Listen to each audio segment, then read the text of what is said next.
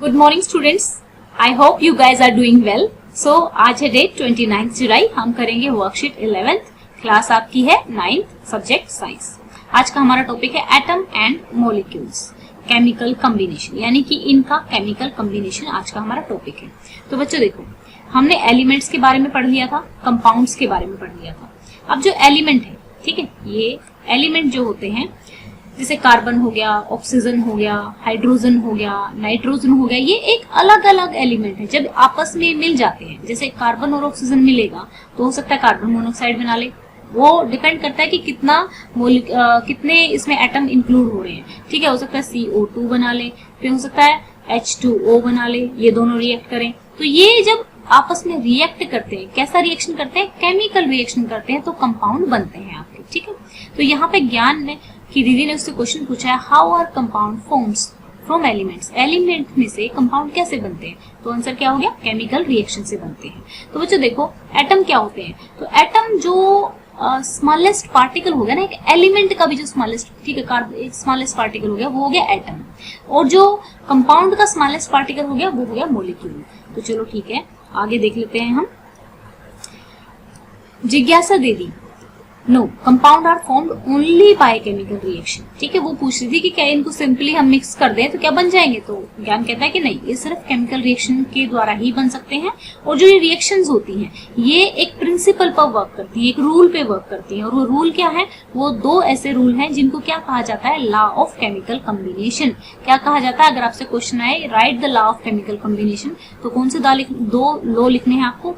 Law of conservation of mass and law of constant proportion. अब conservation of mass तो देखो, simply सा मैं आपको समझा देती हूँ कि फॉर एग्जांपल यहाँ पे आपने कार्बन लिया है और यहाँ पे आपने ऑक्सीजन लिया है। तो इसका मास जो था शुरू में, मान लो इसका मास 3 ग्राम है, ठीक है, इसका मास भी मान लो 10 ग्राम है। ठीक है, तो जब ये दोनों बन जाएंगी ना, तो ये 30 ग्राम ही आना चाहिए। ठीक है, तो क्योंकि जितना इन दोनों का, ये जो एरो के इस साइड होते हैं ना, एरो की लेफ्ट हैंड साइड होते हैं, इनको बोलते हैं रिएक्टेंट। ठीक है, अभी तक पता ही होगा आपको वैसे। और जो बनकर तैयार होता है उसको हम बोलते हैं प्रोडक्ट। ठीक है, तो वो ये कहना चाहता है कि law of conservation of mass में कि मास जो है ना, हिलता नहीं है, मास उतना ही रहता है, ना तो डिस्ट्रॉय होता है ना ऐड होता है। ऐसा नहीं है कि केमिकल रिएक्शन हो रही है तो मास उड़ जाएगा, ऐसा नहीं होता। मास उतना ही रहने वाला है। ठीक है, मास उतना का उतना ही रहने वाला है केमिकल रिएक्शन में। तो ये हो गया law of conservation of a mass. तो अब हम इसको आगे समझेंगे। यहाँ पर आप देख सकते हैं, law of conservation of mass, mass can neither be created nor be destroyed, यानी कि केमिकल रिएक्शन में मास को कुछ नहीं होता, जितना था टोटल उतना ही मिल जाएगा। ठीक है, अब इन केमिकल रिएक्शन, वही जैसे मैंने CO2 का एग्जांपल समझाया हुआ है, इनमें दिया हुआ है कि A और B कोई भी दो एलिमेंट्स हैं, आपस में रिएक्ट करते हैं, एक नया प्रोडक्ट बनाते हैं। ठीक है, अब जो नए दो प्रोडक्ट बनते हैं उनका टोटल मास भी कितना होगा?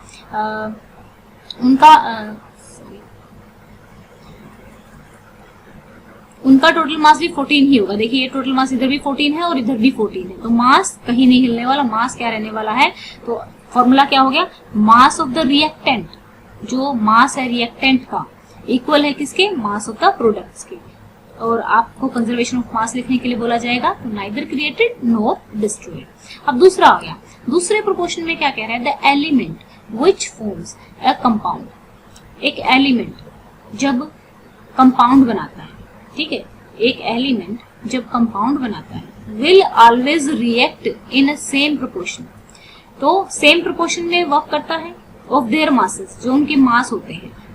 अब वो कहाँ से लिया गया है? अब कार्बन आपने अमेरिका से उठाया है या भारत से उठाया है, इस चीज से फर्क नहीं पड़ता। ठीक है, वो उतने ही एलिमेंट लेगा, उतने ही प्रोपोर्शन में रिएक्ट करेगा जो मेथड उसको चाहिए है। तो ये थोड़ा सा आपको कंफ्यूजिंग लग रहा होगा, अभी हम एक एग्जांपल करेंगे तो उससे आपको समझ में आ जाएगा।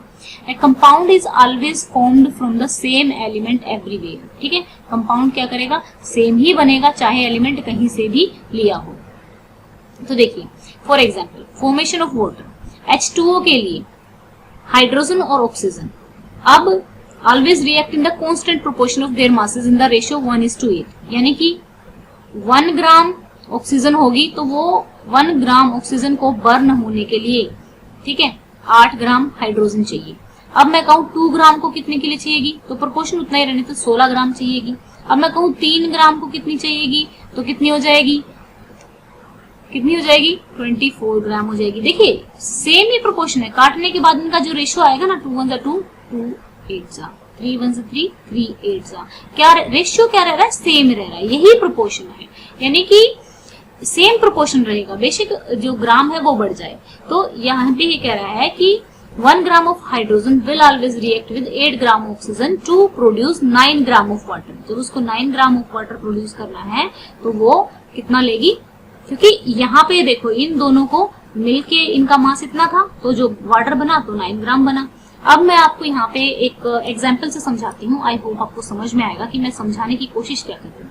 तो यहाँ पे देखो मेरे पास ये क्वेश्चन नहीं है आपका, ये एक एक्स्ट्रा इन्फॉर्मेशन है, क्वेश्चन भी अभी करेंगे। 3 gram of carbon combine with 8 gram of oxygen, ठीक है, 3 ग्राम कार्बन है, ठीक है, और 8 ग्राम ऑफ ऑक्सीजन के साथ कंबाइन होता है और 11 ग्राम कार्बन डाइऑक्साइड देता है, ठीक है।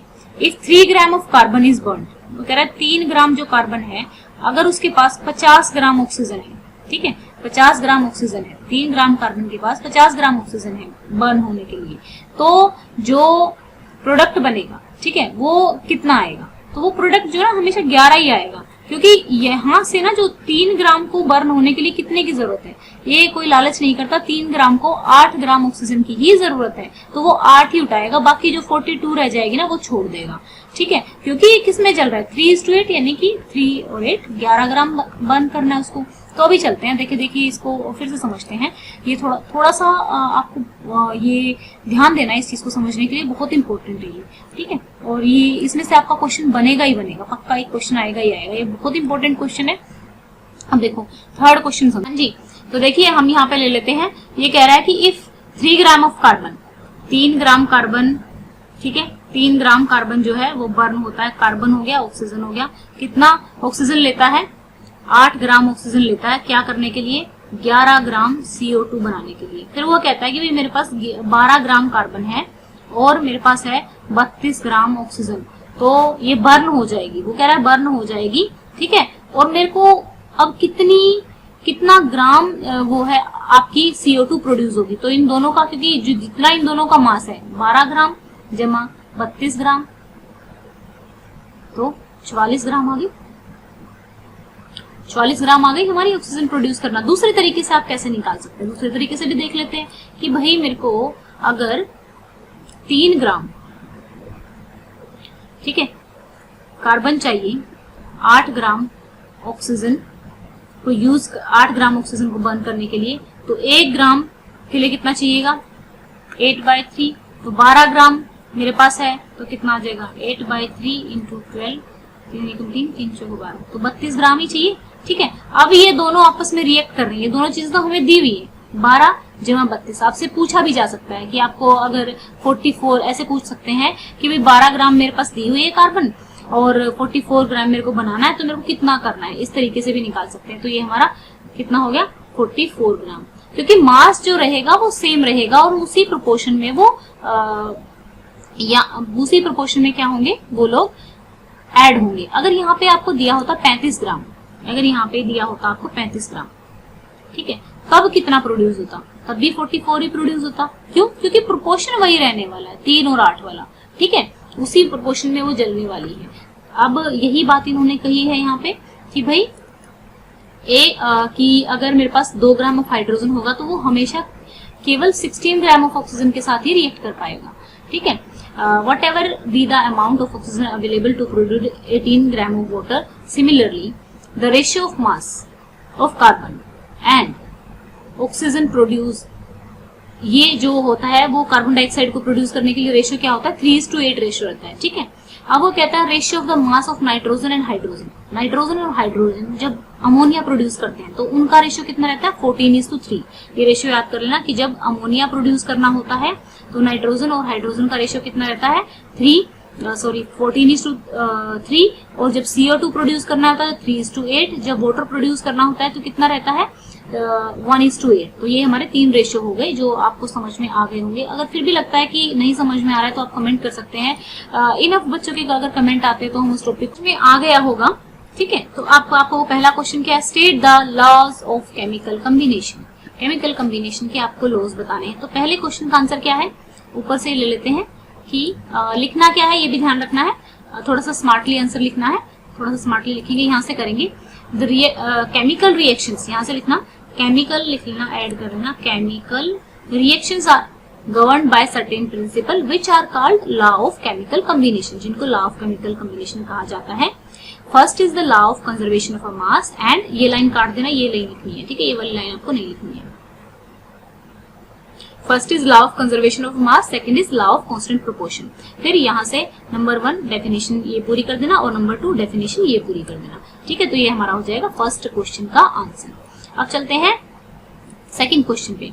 Can there be a variation in a chemical composition of a two sample of a pure water taken from a different places। कह रहा है कि अगर मैं जो पानी है, ठीक है, अगर मैं उसको अलग अलग जगह से लूं तो क्या उनका वेरिएशन रहेगा, मतलब क्या जो केमिकल रिएक्शन है वो केमिकल कंपोजिशन है क्या वो डिफरेंट हो जाएगा? नहीं, हमने यहीं पे तो कहा था, यहाँ से आंसर उठाना है, यहाँ से ये वाला आंसर है आपका, ये वाली लाइन का, ठीक है, ये वाली लाइन वाला आंसर है, ये हमारा सेकंड का आंसर है। The element which form a compound will always react in the same proportion of their masses irrespective of its origin। चाहे उसे मतलब irrespective, ये बात ना ध्यान में रखते हुए कि भाई वो कहाँ से उठाया गया है, irrespective of origin, और किस तरीके से उसको बनाया गया है। फिर ये लाइन भी लिखनी है, a compound is always formed from the same element everywhere, ठीक है, कंपाउंड सेम एलिमेंट से ही बनते हैं एवरीवेयर। तो ये हमारी 2 लाइनें होगी सेकंड क्वेश्चन की। थर्ड क्वेश्चन हमने डिस्कस कर लिया, आंसर क्या है 44 ग्राम, और उन्होंने पूछा है कि कौन सा लॉ यहाँ पे यूज हो रहा है, which law of chemical combination will govern your answer, which law. तो यहाँ पे एक तो देखो दोनों ही, एक तो फिक्स्ड प्रोपोर्शन भी गवर्न कर रहा है और दूसरा मास ऑफ कंजर्वेशन भी गवर्न कर रहा है। तो फिक्स प्रोपोर्शन में रिएक्ट करेंगे तो आप लिख सकते हैं कांस्टेंट प्रोपोर्शन लॉ, ठीक है। क्या आएगा आंसर इसका, constant proportion law of constant proportion, ठीक है। अब कहते हैं which element are involve in formation of ammonia and carbon dioxide. फिर कार्बन डाइऑक्साइड अमोनिया बनाने के लिए तो कौन कौन सा यूज होता है, लिख लो, नाइट्रोजन, नाइट्रोजन और हाइड्रोजन। अमोनिया बनाने के लिए नाइट्रोजन और हाइड्रोजन यूज होता है, और अमोनिया का फॉर्मूला क्या होता है NH3, ठीक है। कार्बन डाइऑक्साइड बनाने के लिए तो आपको पता ही है, कार्बन और ऑक्सीजन यूज होता है, और फॉर्मूला क्या है CO2। तो ये हो गई हमारी आज की वर्कशीट। आई होप आप लोगों को वीडियो अच्छी लगी होगी। अगर वीडियो अच्छी लगी है तो चैनल को सब्सक्राइब करें, वीडियो को लाइक करें, एंड जब आपके जो कमेंट्स आते हैं, देखिए कमेंट्स का इफेक्ट ये होता है कि हमें अच्छा लगता है, पर्टिकुलरली एक हमें मोटिवेशन मिलता है कि बच्चों को और अच्छे तरीके से पढ़ाया जाए। और जब आप लोगों से एक फीडबैक, मतलब आप लोग हमें बता देते हैं कि हाँ मैम अच्छे से समझ में आ गया है, तो एक खुशी भी होती है कि जो हम बच्चों को, जो चीजें हम बच्चों तक पहुंचाने की कोशिश कर रहे हैं। क्योंकि देखिए अगर ये देखा जाए कि लॉकडाउन के टाइम में सबसे ज्यादा लॉस किसका हो रहा है, स्टूडेंट्स का लॉस हो रहा है, पूरा 1 साल बर्बाद हो जाएगा अगर वो नहीं पढ़ेंगे। तो एक तरह से हमारे पूरे देश का ही लॉस होगा, क्योंकि जो हमारा आज के जो बच्चे हैं वो कल के युवा होंगे और वही हमारे देश के लीडर बनेंगे। तो इसलिए बच्चों पढ़ाई किया करो, चाहे थोड़ा ही टाइम से ही। जितनी वर्कशीट कितनी आती है, 10-10 मिनट की वीडियो होती है, फटाफट कर लिया करो, 2 घंटे में सारा काम हो जाता होगा आप लोगों का। तो कमेंट करके ये जरूर बताया करो कि वीडियो कैसा लगा। ये जरूरी नहीं है कि ऐसे ही लिखें कि मैम बहुत अच्छा था, आपको जैसा लगता है वैसा लिख सकते हैं, लेकिन आप कमेंट जरूर किया करो, ठीक है। Have a nice day and thank you. हंसते रहा करो और ध्यान रखो कोविड-19 में।